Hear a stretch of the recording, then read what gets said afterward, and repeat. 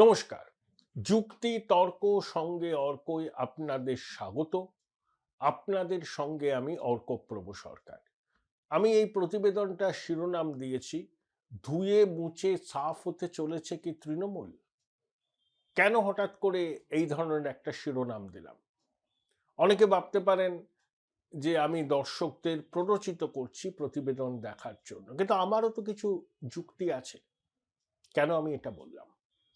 তার আগে বলি, আপনাদের কৃতজ্ঞতা জানানোর ভাষা নেই। আপনাদের সহযোগিতায় আমি আপ্লুত এবং কৃতজ্ঞ।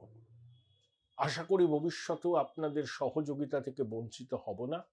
আপনারা যে ডিভাইসেই আমার অনুষ্ঠান দেখুন না কেন, সাবস্ক্রাইবার বাটনের পাশে থ্যাঙ্কস বাটন আছে, সেখানে ক্লিক করলেই সুপার থ্যাঙ্কস, আপনাদের সহযোগিতা আমার কাছে পৌঁছে যাবে।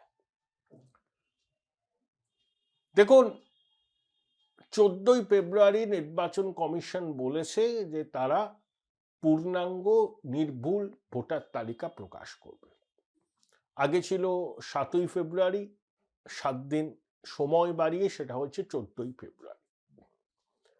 কিন্তু এখনো পর্যন্ত যেভাবে এসআইআর প্রক্রিয়া চলছে, শুনানি, প্রোজেনি ম্যাপিং, তারপরে লজিক্যাল ডিসক্রিপেন্সি, প্রতি পদে পদে শাসকের বাধা, একজনের নাম ব্যবহার করে কত 350 না 450 জন ম্যাপিং করেছেন, এরকম বহু বহু আছে। বাবার বয়স 50, ছেলের বয়স 35, ইত্যাদি ইত্যাদি। তাহলে কি নির্দিষ্ট সময় এসআইআর শেষ হবে? 14ই ফেব্রুয়ারি নির্দিষ্ট তারিখে সঠিক পূর্ণাঙ্গ ভোটার তালিকা প্রকাশ করতে পারবে কমিশন? কয়েকদিন আগে কমিশনের উপনির্বাচন কমিশনার জ্ঞানেশ ভারতী রাজ্য সফরে এসেছিলেন। সেখানে তিনি এই এত গরমিল নিয়ে উদ্বেগ প্রকাশ করেন, বলেন এভাবে চললে ভোট কিভাবে হবে নির্দিষ্ট সময়। দেখুন, সঠিকভাবে এসআইআর শেষ করে নির্ভুল ভোটার তালিকা প্রকাশ না করা পর্যন্ত নির্বাচন হবে না। এটা নিয়ে কারোর মনে আয়োটা অফ ডাউট থাকার কথা নয়। কমিশনের এটা একেবারে ঘোষিত অবস্থান।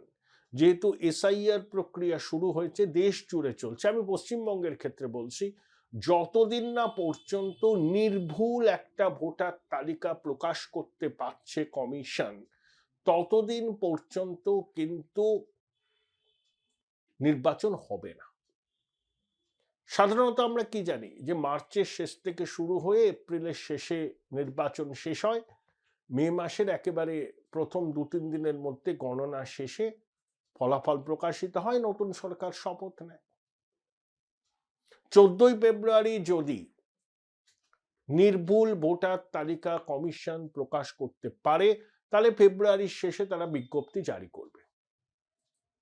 কিন্তু যদি না পারে, না পারার সম্ভাবনাটাও অন্তত 50%। 14ই ফেব্রুয়ারি হতে তো আর বেশি দিন বাকি নেই, মাসখানেক। তার মধ্যে কমিশন যদি এই কাজটা নির্ভুলভাবে করতে না পারে, কমিশন ডেট এক্সটেন্ড করবে পূর্ণাঙ্গ ভোটার তালিকা প্রকাশে। এটা কমিশনের প্রেরোগেটিভ। যতক্ষণ না পর্যন্ত এসআইআর প্রক্রিয়া সম্পূর্ণ হচ্ছে, নির্ভুল হচ্ছে, যতক্ষণ না পর্যন্ত কমিশন স্যাটিসফাইড হবে না এবার নির্ভুল ভোটার তালিকা প্রকাশ করা যায় এবং সেই ভোটার তালিকা স্বচ্ছ ত্রুটিমুক্ত হয়েছে, তখনই কিন্তু তারা করবে। ততদিন পর্যন্ত কিন্তু ভোটার তালিকা প্রকাশ করা থেকে তারা বিরত থাকবে। তাই 14ই ফেব্রুয়ারি না হয়ে সেটা 14ই মার্চ হতে পারে, 1 মাস পিছিয়ে গেল। হতে পারে এমন পরিস্থিতি তৈরি হলো যে কমিশনের পক্ষে এসআইআর করাটা সম্ভব হচ্ছে না। ইতিমধ্যেই তারা পদে পদে প্রতিকূলতার মুখোমুখি হচ্ছে। যেভাবে বঙ্গেশ্বরী হুমকি দিয়েছেন যে একজনের নাম বাদ পড়লে তারা মানবেন না, সেটা কমিশনার নোট করছে, নজর রাখছে, খোকাবাবুর কথার নজর রাখছে, লাগাতার সবাই হুমকি দিচ্ছেন। এর মধ্যে দাঁড়িয়ে কমিশনকে তাদের কাজটা করতে হচ্ছে, তাদের সাংবিধানিক দায়িত্ব তাদের পালন করতে হচ্ছে। তাহলে কমিশন সাংবিধানিক দায়িত্ব পালন করতে প্রতিশ্রুতিবদ্ধ, কারণ তারা সাংবিধানিক প্রতিষ্ঠান।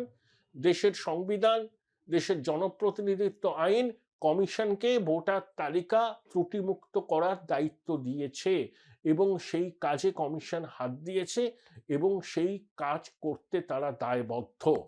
এখন যদি রাজ্য প্রশাসনের সার্বিক অসহযোগিতার জন্য, শাসক দলের লাগাতার হুমকির জন্য কমিশন যদি এই কাজটা করতে এখন না পারে, তাহলে হয় তারা এসআইআর প্রক্রিয়াকে আপাতত স্থগিত করে দেবে, না হলে প্রক্রিয়া চালাবে কিন্তু পূর্ণাঙ্গ সঠিক ভোটার তালিকা প্রকাশের সময়সীমা 2 মাস বাড়িয়ে দেবে। তাহলে অটোমেটিক্যালি মার্চের শেষ থেকে এপ্রিলের শেষ পর্যন্ত নির্বাচন হবে না, কারণ সঠিক ভোটার তালিকা ছাড়া 2026-এ বিধানসভা ভোট হবে না। তখন একটাই বিকল্প রয়েছে সাংবিধানিক কাঠামোর মধ্যে, যে এই সরকারের মেয়াদ আনুষ্ঠানিকভাবে শেষ হয়ে যাওয়ার পর রাজ্যপাল শাসনভার নেবেন, মানে রাষ্ট্রপতির শাসন জারি হবে। তখন দেখবেন যে প্রশাসন পদে পদে বাধা দিচ্ছে, সেই প্রশাসন একেবারে ভিজে বেড়াল হয়ে গেছে, ভীষণ রকম সাংবিধানিক দায়িত্ব পালন করতে তারা তৎপর হয়ে উঠেছে। তখন এসআইআর হবে, তারপর ভোট হবে। কখন ভোট করব সেটা কমিশনের প্রেরোগেটিভ।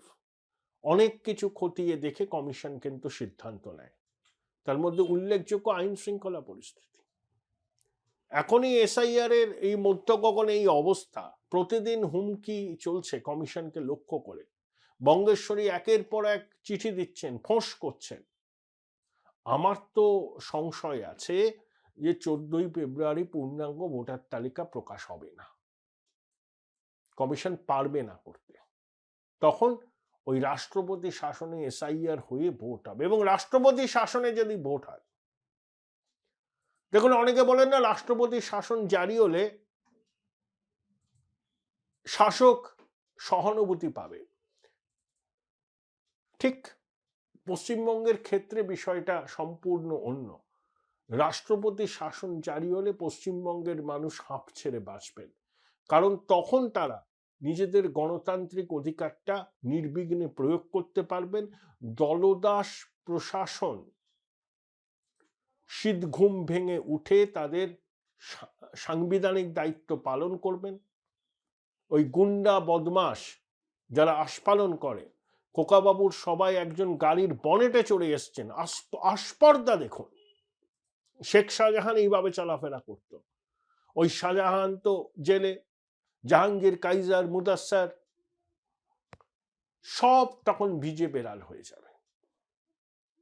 যে জায়গায় মানুষ তাদের গণতান্ত্রিক অধিকার প্রয়োগ করতে পারে না, হুমকির মুখে তাদের থাকতে হয়, সেখানে মানুষ উৎসবের মেজাজে ভোট দেবে। তাই রাষ্ট্রপতি শাসন জারি হলে পশ্চিমবাংলার গণতন্ত্র প্রিয় মানুষ হাঁফ ছেড়ে বাঁচবেন, শাসকের প্রতি সহানুভূতি হবে না। কারণ পশ্চিমবঙ্গের বহু মানুষ চান যে রাষ্ট্রপতি শাসন জারি হোক, তাহলে এই দুর্বৃত্ত রাজকে সংযমী করা যাবে। তারা বাধ্য হবেন আইনের শাসন প্রতিষ্ঠা করতে, বঙ্গেশ্বরীর কথায় তারা চলবেন না। তখন যদি নির্বাচন হয়, পপুলার ম্যান্ডেটে তৃণমূল 50-এর নিচে নেমে যাবে। তৃণমূলের নেতারা নিজেরাও সেটা জানেন। যদি রাষ্ট্রপতি শাসনে কঠোর নিরাপত্তা ব্যুহের মধ্যে দাঁড়িয়ে ভোট হয়, যেখানে মানুষ দক্ষিণ 24 পরগনায় ফলতা, সরিষা, ডায়মন্ড, মহেশতলা, যেখানে এক্সাম্পল দিলাম, কাকদ্বীপ, বাসন্তী, যেখানে খোকাবাবুর রাজ চলে, যেখানে মানুষ ভোট দিতে পারে না, যেখানে ভোটের আগের দিন বিরোধী দলের পোলিং এজেন্টদের শাসানো হয়, গণনার দিন কাউন্টিং এজেন্টদের বাড়িতে থান পাঠিয়ে দেওয়া হয়, সেগুলো হবে না। মানুষ ভয় ভীতির পরিবেশ থেকে বেরিয়ে এসে তাদের গণতান্ত্রিক অধিকার প্রয়োগ করবেন। তখন 50-এর নিচে নেমে যেতে পারে তৃণমূল। এটাই কিন্তু বলছেন রাজনৈতিক কর্মীরা, অনেক বিশ্লেষকরা। তবে পুরোটাই নির্ভর করছে 14ই ফেব্রুয়ারিতে কমিশন সঠিক ভোটার তালিকা প্রকাশ করতে পারে কিনা তার উপর। যদি ধরুন করেও দেয়, এবার নির্বাচনে কমিশন যা যা পদক্ষেপ বাংলার জন্য নেবে সেটা অভূতপূর্ব, সেই নিয়ে আমি করব প্রতিবেদন। রাষ্ট্রপতি শাসনে ভোট না হলে অনেক জায়গায় মানুষ তাদের গণতান্ত্রিক অধিকার প্রয়োগ করতে পারবেন না, তৃণমূলের দিকে টিল্ট করে থাকবে আউটকাম। কিন্তু রাষ্ট্রপতি শাসনে ভোট হলে মানুষ উৎসবের মেজাজে ভোট দেবেন, যাকে ইচ্ছা তাকে দেবেন। তখন বাংলায় পরিবর্তন হবেই, এটা নিয়ে নিশ্চয়তা দেওয়া চায়। এবং তৃণমূল তখন 50-এর নিচেও নেমে যেতে পারে, এই সম্ভাবনার কথাও অনেকে উড়িয়ে দিচ্ছেন না। Join Indian Institute of Hotel Management now. Right choice, right decision.